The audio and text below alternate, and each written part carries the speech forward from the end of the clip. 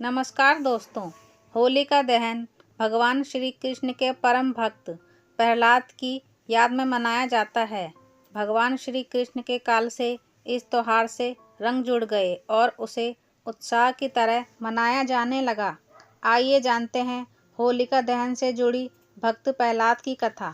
एक समय असुर राज हिरण्यकश्यप विजयी प्राप्ति के लिए तपस्या में लीन था।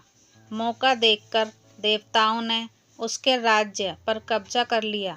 उसकी गर्भवती पत्नी को ब्रह्मा श्री नारद अपने आश्रम में ले आए।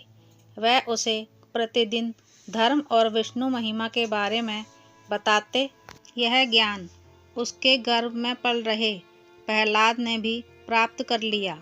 बाद में असुर राज ने ब्रह्मा के वरदान से तीनों लोकों पर विजय प्राप्त कर ली और अपनी पत्नी को वापस अपने पास ले आया। हिरण्यकश्यप के महल में उसके पुत्र प्रहलाद का जन्म हुआ। वही राजा हिरण्यकश्यप बहुत अहंकारी था और वह खुद को ईश्वर मानता था। इसी कारण उसने अपने नगर में हर एक व्यक्ति को इस बात के लिए जोर दिया कि वह किसी भी देवी देवता को नहीं बल्कि उसकी पूजा करे। हर कोई उसके खौफ से उसे पूजने लगा। लेकिन हिरण्यकश्यप का पुत्र प्रहलाद गर्भ में पड़े संस्कारों के तहत भगवान विष्णु का परम भक्त बन गया था। बाल अवस्था से ही प्रहलाद ने भगवान विष्णु की भक्ति शुरू कर दी थी। पिता के लाख समझाने के बाद भी प्रहलाद ने उनकी एक न मानी और विष्णु भक्त बना रहा।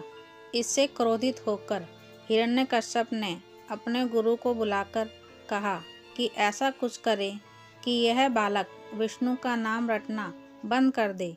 गुरु ने बहुत कोशिश की किंतु वह असफल रहे। तब असुरराज ने अपने पुत्र की हत्या के लिए आदेश दे दिए। इसके बाद प्रहलाद को कई तरह की यातनाएं भी दी गई।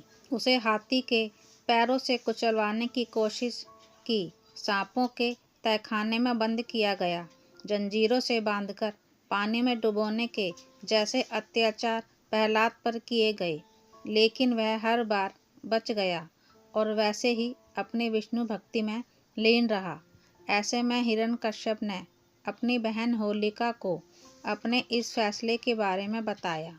होलिका को ब्रह्मा जी से एक ऐसा दुशाला दिया गया था जिससे कि वह अग्नि से भी नहीं जल सकती थी।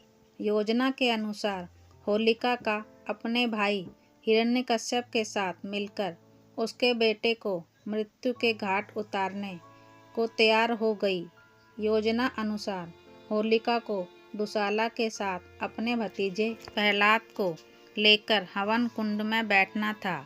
इसके बाद फाल्गुन मास की पूर्णिमा तिथि को होलिका प्रहलाद को लेकर कुंड में बैठ गई। लेकिन भगवान विष्णु की कृपा से अचानक से ऐसी तेज हवा चलने लगी कि उस दुशाला ने उड़कर प्रहलाद को ढक लिया और होलिका उस अग्नि में जलकर भस्म हो गई और प्रहलाद का बाल भी बांका नहीं हुआ। यह देखकर हिरण्यकश्यप अपने पुत्र से और अधिक नाराज हो गया। हिरण्यकश्यप को एक वरदान था कि वह ना दिन में मर सकता था, ना रात में, ना जमीन पर मर सकता था और ना आकाश या पाताल में। ना मनुष्य उसे मार सकता था और ना जानवर या पशु पक्षी। तब भगवान श्री कृष्ण हरि विष्णु ने नरसिंह अवतार धारण किया और संध्या के समय आधा सिंह और आधा मनुष्य का शरीर धारण कर नरसिंह भगवान ने हिरण्यकश्यप की हत्या अपने गोद में लेकर की। इस तरह बुराई की हार हुई और अच्छाई की विजय हुई। देव कृपा से अधर्म और उसका साथ देने वाले हिरण्यकश्यप और उसकी बहन का अंत हुआ। इस कथा को याद करके हर साल होलिका दहन का पर्व मनाया जाता है। अगर आपको वीडियो पसंद आई हो तो सब्सक्राइब करना ना भूलें। धन्यवाद।